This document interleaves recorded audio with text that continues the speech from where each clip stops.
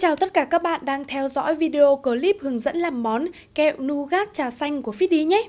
Chỉ cần nghe qua tên thôi thì món kẹo này cũng đã đủ chinh phục trái tim của bạn rồi phải không nào? Và ngày hôm nay mình sẽ hướng dẫn các bạn làm món ăn này chỉ với vài thao tác đơn giản thôi. Bước đầu tiên thì các bạn hãy đun chảy 30g bơ.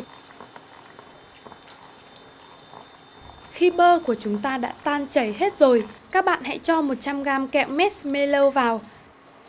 Đảo tới khi kẹo chảy ra và quyện đều với hỗn hợp bơ thành hỗn hợp sền sệt như thế này nhé. Khi đó các bạn hãy thêm vào 5g bột trà xanh và tiếp tục đảo.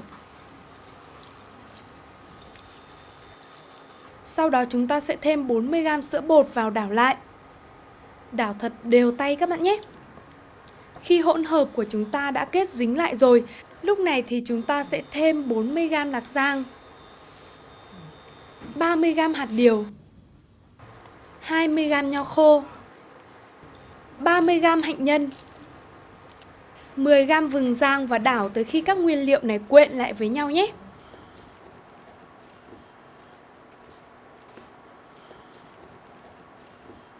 Khi hỗn hợp của chúng ta rất là dẻo rồi thì chúng ta sẽ chuẩn bị công đoạn tiếp theo nào.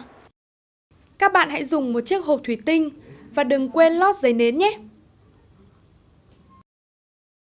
Sau đó chúng ta sẽ múc hỗn hợp vừa đun vào.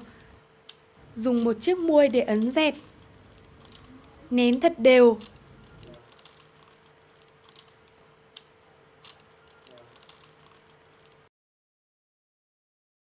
Và để lạnh 1 đến 2 giờ các bạn nhé.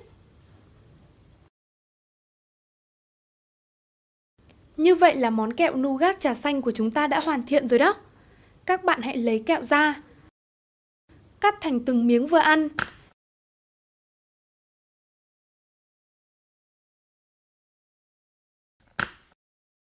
Lưu ý khi cắt hãy nhẹ tay để bánh của chúng ta đỡ bị vỡ vụn nhé.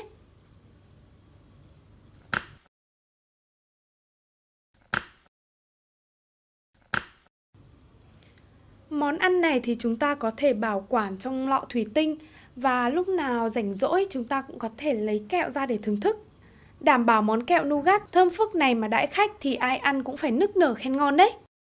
Nếu các bạn có yêu thích món kẹo nougat trà xanh thì đừng quên like và subscribe kênh YouTube của Feedy Việt Nam nhé.